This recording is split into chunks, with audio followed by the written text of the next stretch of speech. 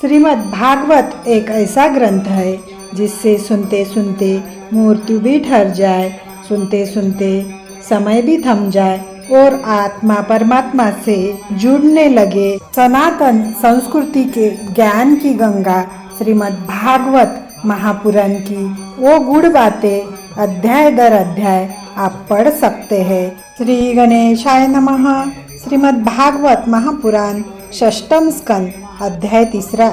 इतनी कथा सुनकर राजा परीक्षित ने श्री सुखदेव जी से कहा, हे महात्मन, अब आप मुझे यह बतलाने की कृपा करें कि अजामिल के पास से लौटने के बाद यमदूतों ने यमराज के पास जाकर क्या कहा तथा यमराज ने उन्हें क्या उत्तर दिया।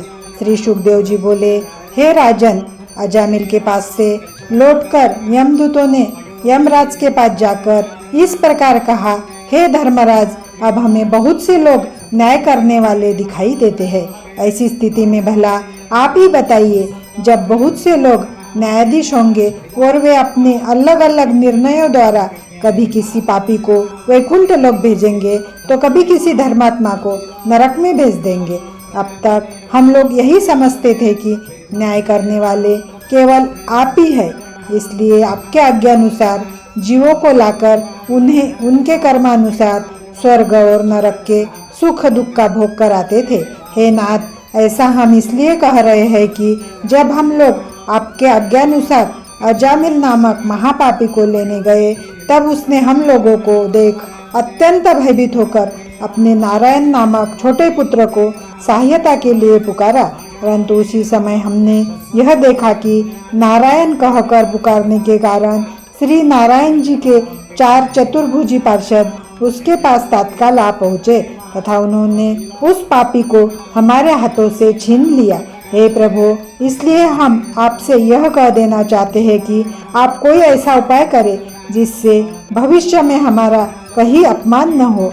हे परीक्षित, आपने दूतों के मुख से ऐसे वचन सुनकर यमराज ने सर्वप्रथम परब्रह्म प्रभु श्री नारायण जी का ध्यान किया। तत्पश्चात अपने दूतों से इस प्रकार कहा, हे दूतों, तुम लोग श्री नारायण जी के नाम की महिमा को नहीं जानते हो। इंद्रादिक देवता तथा भृगु आदि ऋषि भी उनके नाम के महात्म्य को भली प्रकार से नहीं जानते हैं।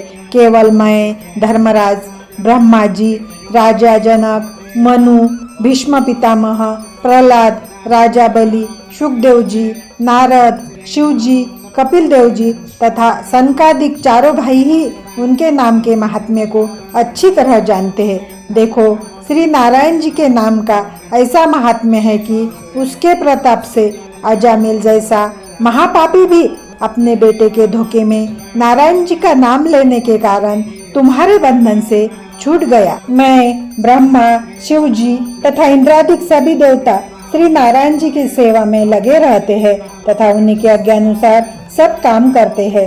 श्री नारायण जी की इच्छा से पल मात्र में ही संपूर्ण लोकों की उत्पत्ति, स्थिति एवं प्रलय होता है। संपूर्ण संसार उन्हीं की माया में बंधा हुआ है। उनके दूत प्रत्येक स्थान पर रहकर उनके भक्तों की रक्षा करते हैं, परंतु वे किसी देवता अथवा मनुष्य को दिखाई नहीं देते हैं। उन्हीं दूतों ने अजामिल को भी छुड़ा दिया। तुम इस घटना का शोक न मानकर इसे अपना अहोभाग्य समझो जो तुम्हें उनके दर्शन प्राप्त हुए। देवता तथा ऋषियों को भी उनके दर्शन सहज में नहीं मिलते हैं। श्री नारायण जी के नाम का ऐसा महात्म्य सुनकर यमदूतों ने धर्मराज से पूछा, हे स्वामी, जब श्री नारायण जी के नाम का ऐसा महात्म्य है तो वेद शास्त्रों में पाप नष्ट करने के लिए अनेक प्रकार के तप तथा कठिन प्रायश्चित क्यों कहे गए हैं। धर्मराज ने उत्तर दिया, हे दूतों, जो मनुष्य श्री नारायण जी के नाम का महात्म्य नहीं जानता उन्हीं के लिए जप, तप, यज्ञ आदि का विधान है, परंतु श्री नारायण जी के नाम स्मरण से बढ़कर अन्य कोई धर्म श्रेष्ठ नहीं है। यज्ञ, तप आदि करने से कुछ पाप नष्ट होते हैं, परंतु श्री नारायण जी का नाम लेने से अनेक पाप नष्ट हो जाते हैं। वेद शास्त्रों ने कलियुगी जीवों को भय दिखाने हेतु यज्ञ, तप आदि अनेक प्रकार के कठिन प्रायश्चितों के विधान का वर्णन किया है, ताकि संसारी जीव उससे भयभीत होकर अधर्म करना त्याग दे। यदि इन विधानों को नहीं कहा जाता तो सभी मनुष्य निर्भय होकर यह सोच बैठते कि पहले हमें संसारी सुखों का उपभोग करने के लिए पाप कर्म कर लेने चाहिए। बाद में हम श्री नारायण जी का नाम लेकर पवित्र हो जाएंगे। यह सुनकर यमदूतों ने कहा, हे नाथ, ऐसी बात है तो आप लोगों को लेने के लिए हमें क्यों भेजते हैं? धर्मराज बोले, हम तुम्हें उन लोगों को लाने की आज्ञा देते हैं जिन्होंने श्री नारायण जी के नाम का कभी भी स्मरण नहीं किया है। जिस व्यक्ति ने श्री नारायण जी का नाम नहीं लिया तथा उनके लीला चरित्रों को नहीं सुना, उसे महापापी समझना चाहिए। श्री नारायण जी की शरण में जाने वाला प्राणी पापी नहीं रहता है। श्री हरि अपनी कृपा दृष्टि द्वारा पापों से उसे बचाए रखते हैं। अंतः तुम लोग आज से केवल उन्हीं पापी लोगों को लाया करो जो श्री नारायण जी से विमुख हो। जो मनुष्य श्री नारायण जी की भक्ति में रहकर शालग्राम जी के चरणोदक का पान करते हैं, उनके पास तुम कभी मत जाना। वे लोग स्वर्ण के समान शुद्ध रहकर मुक्ति को प्राप्त करते हैं। इतना कहकर धर्मराज ने श्री नारायण जी का ध्यान धरकर उनके द्वारा अपने दूतों का अपराध क्षमा कराया। तब से यमदूतों ने भी यह निश्चय कर लिया कि जो मनुष्य श्री नारायण जी का स्मरण करता है उसके पास वे कभी नहीं जाएंगे।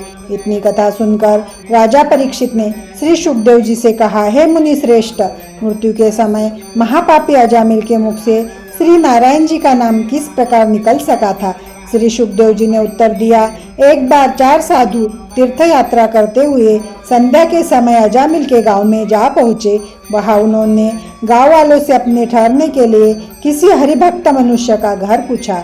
उस समय गांव वालों ने हंसी हंसी में उन्हें महापापी अजामिल का घर बता दिया। जब वे लोग अजामिल के घर पहुँचे तो अजामिल की रखेल वेश्या ने उन्हें ठहरने के लिए उचित स्थान दिया तथा सब प्रकार से सेवा भी की। प्रातःकाल जब वे साधु चलने को हुए तो उन्होंने वेश्या से, जो उस समय गर्भवती थी, यह कहा कि तू अपने पुत्र का नाम नारायण रखना।